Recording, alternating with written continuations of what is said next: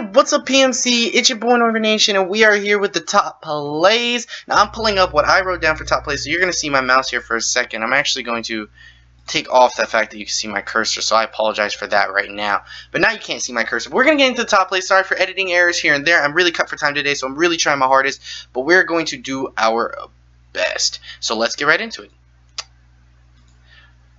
So coming in at number 5, we have a play from the Mesquite Mesperts and the Colorado Rapidash. Alright, it's not recording the thing. You know what?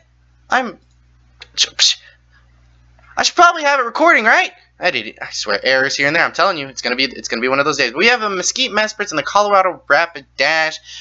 We have the first play of the game.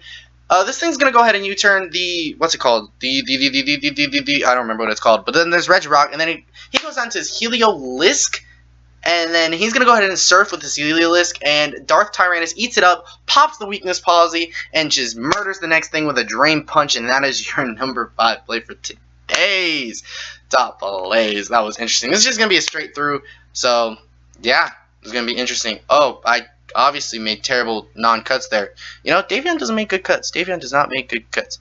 Next up, we have the Baltimore Orioles versus the Orlando Superiors. Reuniclus is going to go ahead and get a couple Calm Minds up. Go ahead and kill that, my gosh, Miss Magius, from it. Mienshao, that was the other Pokemon's name, Miss Magius. Gosh, I'm an idiot.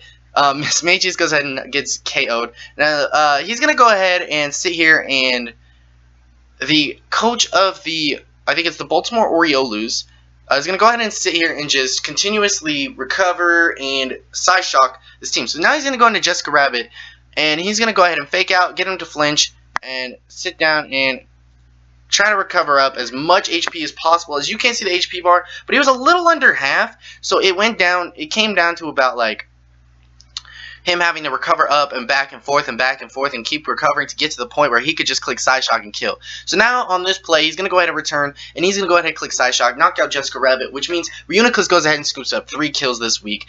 So next up, we have in the top play from the Sydney Crocodiles and the Shinryu Pikachu. Sorry about the little glitching. I don't know what's happening there. But Sydney Crocodiles are up.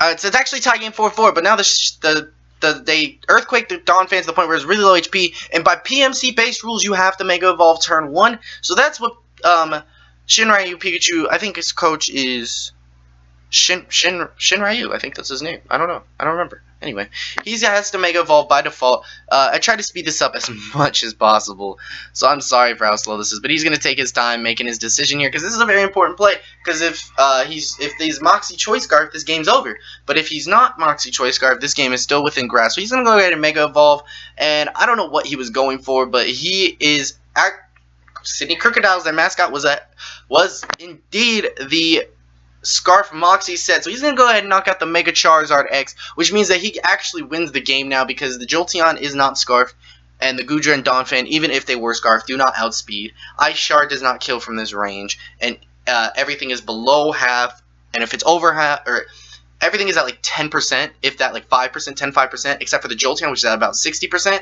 which actually doesn't matter because it's a +1 Earthquake, and Jolteon is frail as a duck. So he's going to go ahead and just spam Earthquake at this point and just finish off the rest of this team, knocking down the Jolteon and knocking down the Goodra and Donphan along with it, making this a clean 4 kills for my main man Crocodile. I nicknamed mine Leatherhead. That is one of my favorite Pokemon, and it was really cool seeing one of my favorite Pokemon go to work. And the Choice Scarf Moxie set is definitely my favorite set on the Crocodile, and he was definitely worthy of the number 3 play of this week. As soon as this Goodra drops, we will move on to the next one.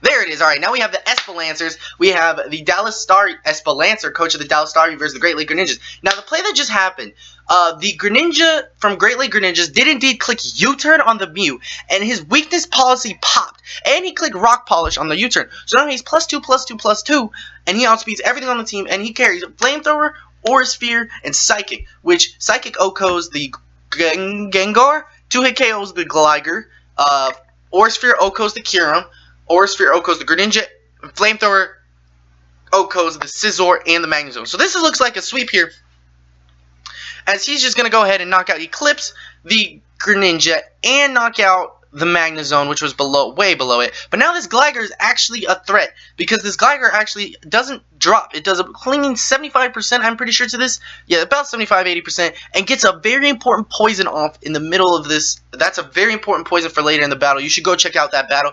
But the top play is actually Mew, knocking down those two Pokemon. But not only that, he is going to go ahead and knock down Chubbs, and then he's going to play around, and he's going to go into his Mega Scizor and try to fake the Bullet Punch and maybe force a switch out for the Dallas Staryu. Espelancer isn't having it. He's just going to keep his Toxic Mew in, and regardless, he's dying in 2 turns. So he's just like, I might as well just keep firing off flamethrowers and stuff like that.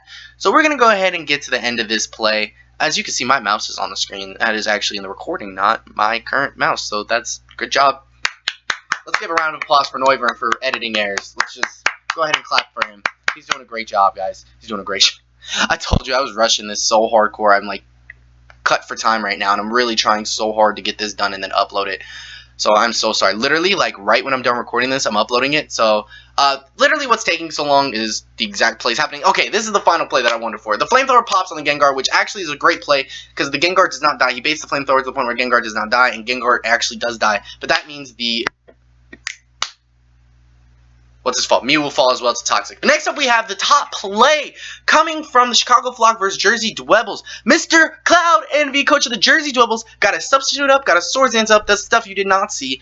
And Chicago Flock, the head honcho, honestly doesn't know what to do. He's trying to play around it as best he can, but a great prediction gets the high jump kick off on that. Now he really is lost. He's really trying to figure out what to do. I couldn't see it from Cloud Envy's side. He did not upload. I'm sorry. But now he's trying to bait the high jump kick and go into Cyclops. But Cloud's not having that. Acrobatics pops. And that is honestly GG because the Unburden boost plus at +2 Acrobatics and high jump kick will get the job done. He's going to try to get a Sludge Bomb off, but Acrobatics is going to kill. This Hawlucha got all 6 kills of the game. His only hope right now is a full HP Slurpuff living a hit. Dang near full HP Slurpuff living a hit, which is very unlikely. But this Acrobatics is base 110 right now, and it's just going to kill. Base 110. That's ridiculous. So then here comes the Rotom, and it's just going to die to an Acrobatics. And at this point, it's game over. GG for them. But Jersey Dwebbles definitely deserved the top play this week. So, tell me what you guys thought of the top plays, and what would you add for your top play? Is there anything that I missed? Is there anything that you saw that should have been better? But with that, I'm gonna hop up out of here. Thank you so much for watching this video. Make sure you hit that like button down below for the PMC fans, and make sure you go subscribe to all the PMC battlers in the description below. With that, I'm hop out of here. Thanks for watching this video. To the PMC fans from Noivern Nation, I'm out.